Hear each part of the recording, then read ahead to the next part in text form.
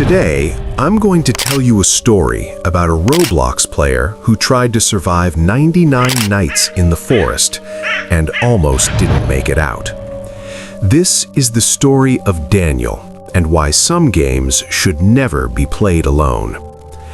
Daniel was 17, the kind of player who loved survival games, especially the ones that felt realistic.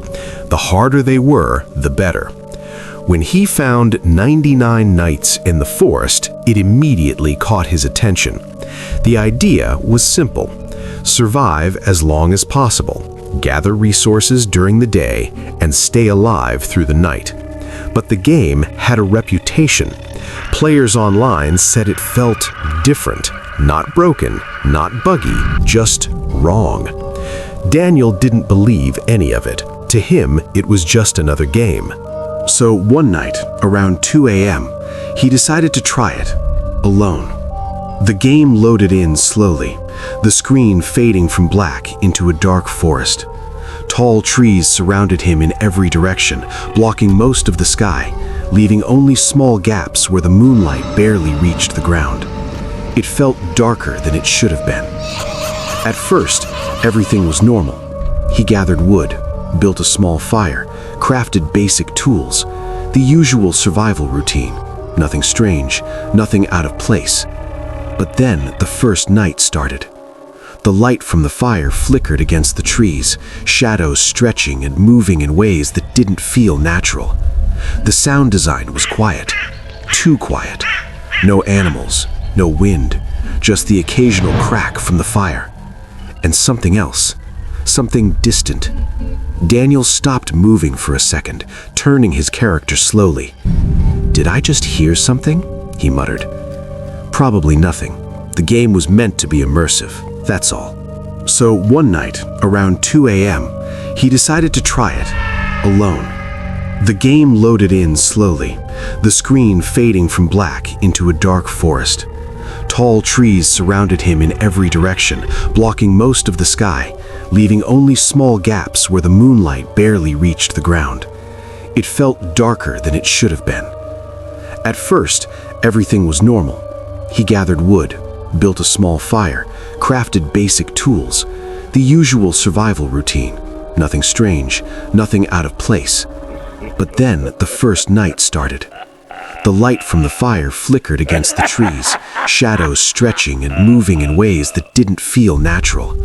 The sound design was quiet, too quiet. No animals, no wind, just the occasional crack from the fire. And something else, something distant. Daniel stopped moving for a second, turning his character slowly. "Did I just hear something?" he muttered. Probably nothing. The game was meant to be immersive, that's all. A clear step. Daniel froze. He moved the camera slowly, scanning the trees. Nothing. "Hello?" he said quietly, even though he knew no one was in the server with him. No response. Then another step, this time closer. His grip tightened on the mouse. Okay, that's not normal. He opened the player list. Empty. He was alone, but he wasn't. Between the trees, just outside the firelight, something moved. A figure, tall, completely still. Daniel leaned closer to the screen. What is that?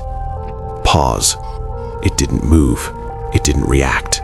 It just stood there, watching. And then it disappeared. Daniel immediately moved his character forward, trying to find it, trying to understand what he just saw. Nothing, just trees.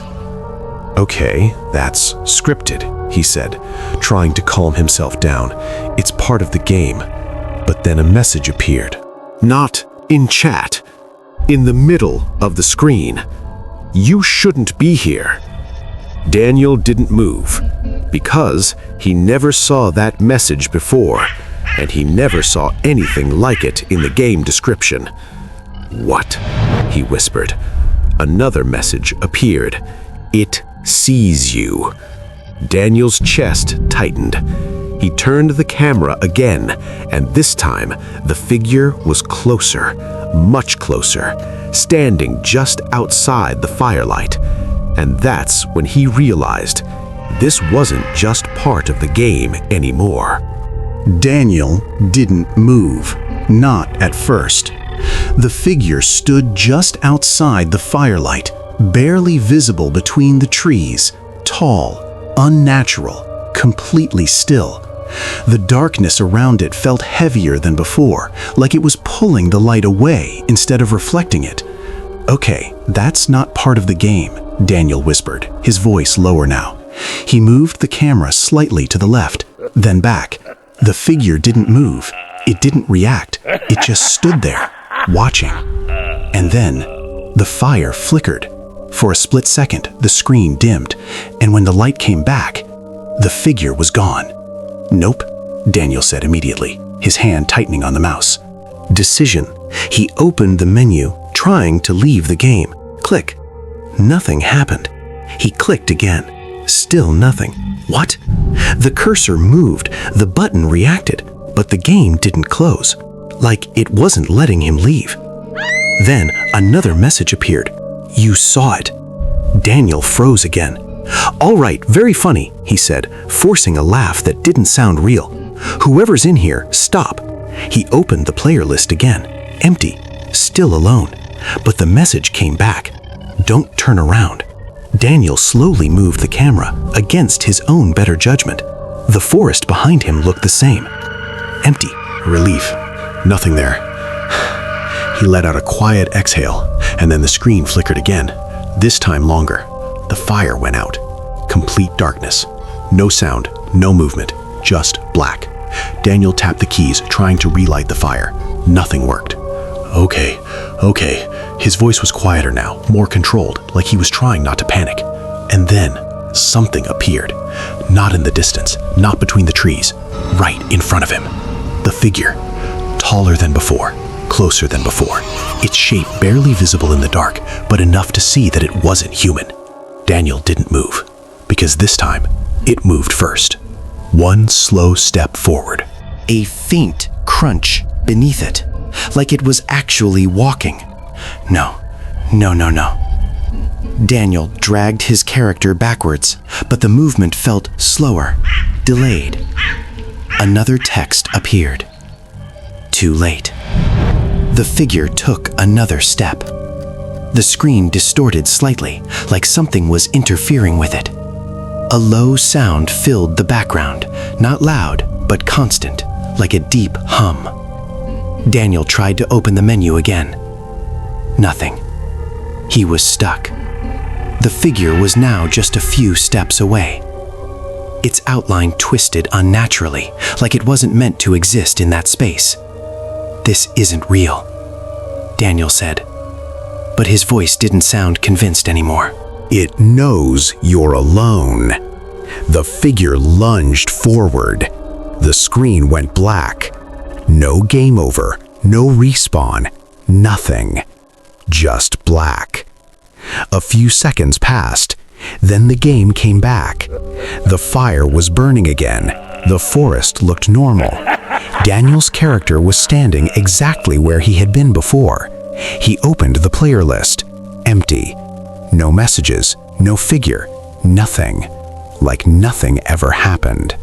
Daniel didn't move for a few seconds. Then he opened the menu again. This time, it worked. He left the game immediately. The room around him felt different now, too quiet. He took off his headphones and looked around. Nothing, just his room. But when he looked back at his screen, a single message appeared in the Roblox chat window. "See you tomorrow night." Daniel never opened that game again. And if you made it this far, would you?